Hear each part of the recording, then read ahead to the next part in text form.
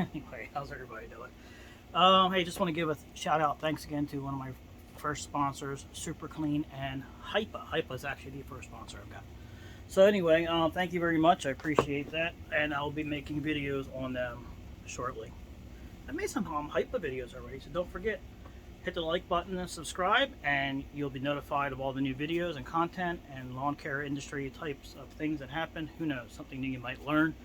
Also, don't forget I have a code for Hypa aftermarket parts for your mower, chainsaw, weed whacker, whatever you have, and it is Cut Force 10. And it'll save you 10%. What I'm doing is I've done a lot of stuff today, and it is hot. So I'm inside because it's nighttime now, but still the fact is the humidity is crazy outside. I can't work. I wasn't going to film this, but I figured I was starting to work on it. I said, you know what? Let's show it. The shutoff switch on the Toro timemaster is annoying.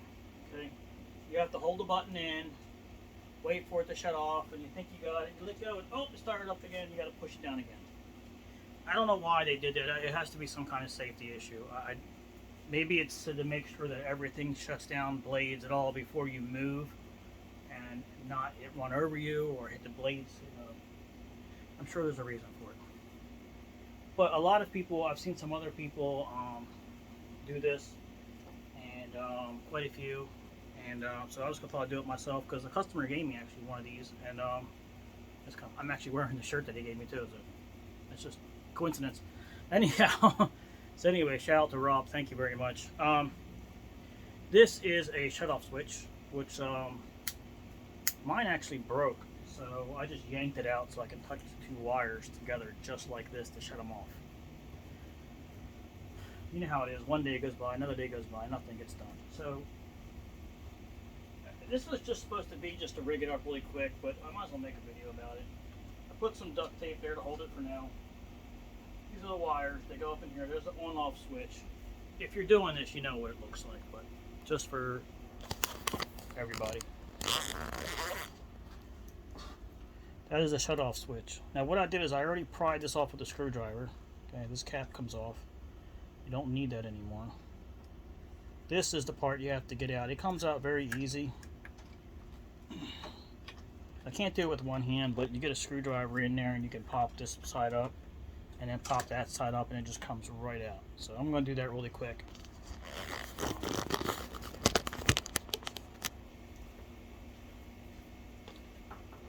Take a screwdriver and just kind of like turn it in there and side lift it up. It comes right out. And you can see these are the connectors where they had it, and they just solder them on from the factory, which is stupid.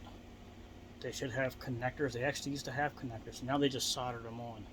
And so I guess every time a thing moving and moving a little bit, it breaks off. So I don't like this switch for anything because you have to hold it in until it shuts off, which is, I don't like that. So I'm going to use this one, put it up in here. I'm not going to wire it yet. I'm just going to install it first. So I already put it up in there to test it, see if it fits. So I found out that it does fit. Which is going to be not exactly perfect fit because these wires are on the side versus being on the bottom. And I'm probably going to do it differently and put it on the front side later. I'm going to drill holes so I can reach it from anywhere. But for right now, I just want to sit it in there. And you got to take this washer off. This is actually what holds it in place if it'll fit. So I don't know if anything in there is going to make it work. So let's see if that will work. I just placed it up in there. I can't remember that I wanted it to the front or back. Okay, I wanted it to the front so I can keep it closer to the back. It seems like it has more room. See, that just goes up in there. I'm going to bring the camera here in a second. I'm going to put the washer that it comes with on top to hold it in place.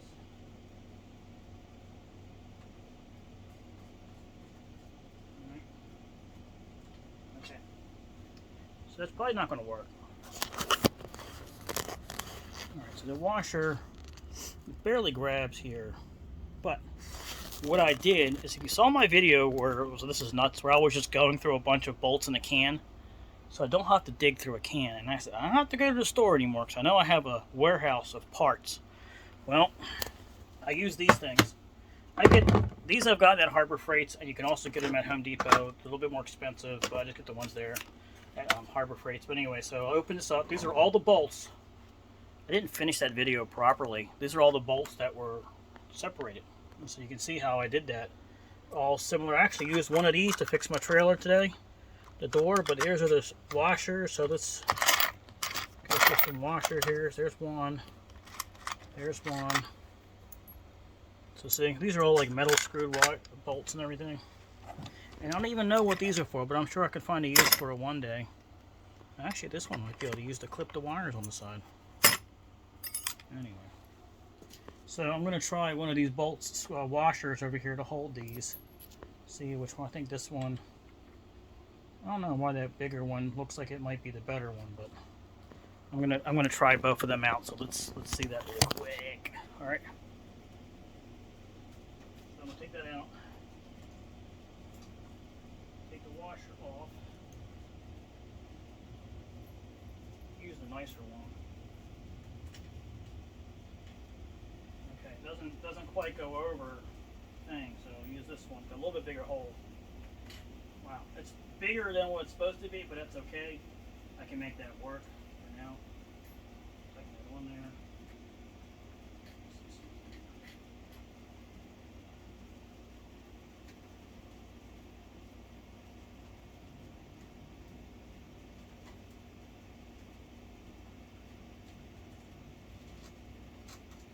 Alright, so off you go.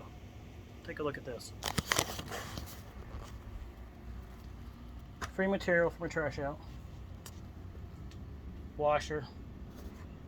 They probably cost $1 nowadays. Remember these things used to be like a couple cents? I don't know, maybe they are still, but that, look at that, that fit perfectly. It didn't have to go anywhere. I mean, not perfectly, but close enough in my book when you're just trying to do this on the whim, you know. So I got these two wires, and I don't necessarily know if the polarity matters, so I'm just going to stick them in there. I could use little clippers that just like snag into each one of these, but I think I'm going to I don't want to shorten this wire because I don't know what I'm going to do with this. I might change it out later. So right now I'm just going to use the simple like tube connector thing, and I found I only have two of them here. Where did they go? So you can also use these. I use a lot of these on the trailer because they're easy to connect with. You just snag them in there. But I had two blue of those ones.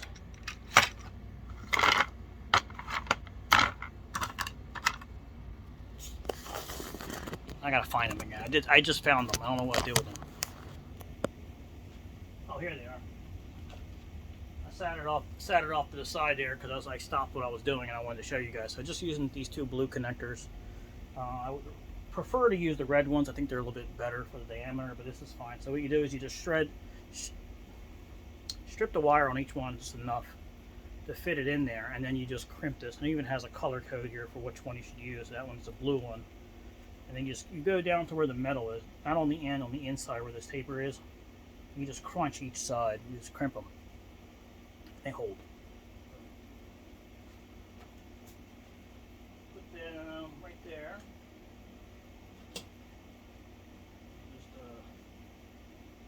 kind of find the right gauge here.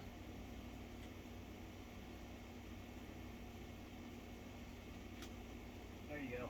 I usually just guess. If it fits perfectly, so that's fine. That was 12 gauge.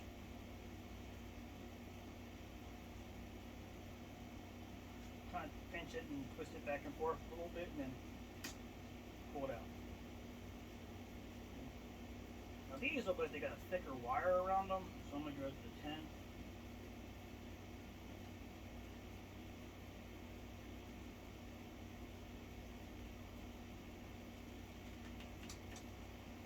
It's like in between the 10 and the 12, so it's an 11. Why would Toro's always got weird shit?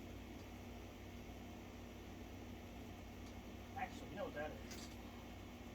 It's just a heavier insulated wire. That's all that is. Good for you, Toro.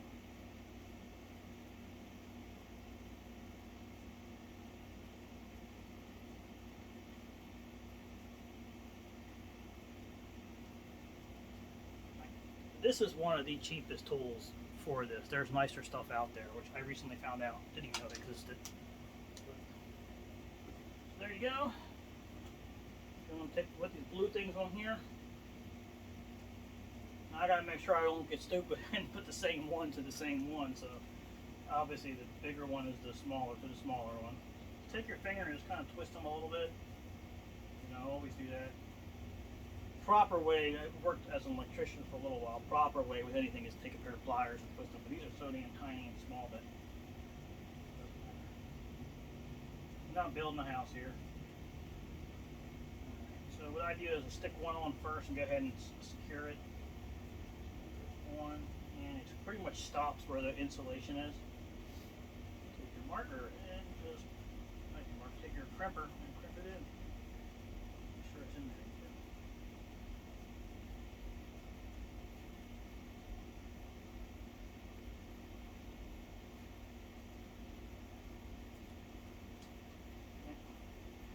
Give it a little tug. I mean, don't yank on it because you actually could pull these out. So don't yank on it.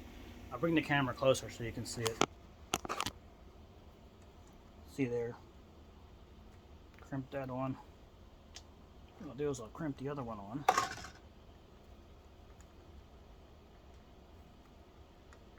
It just goes in that hole.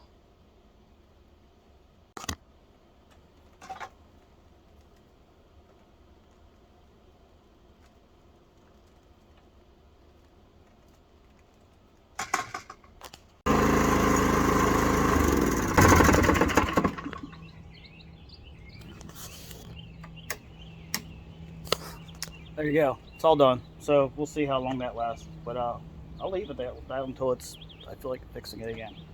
But way better than the original design.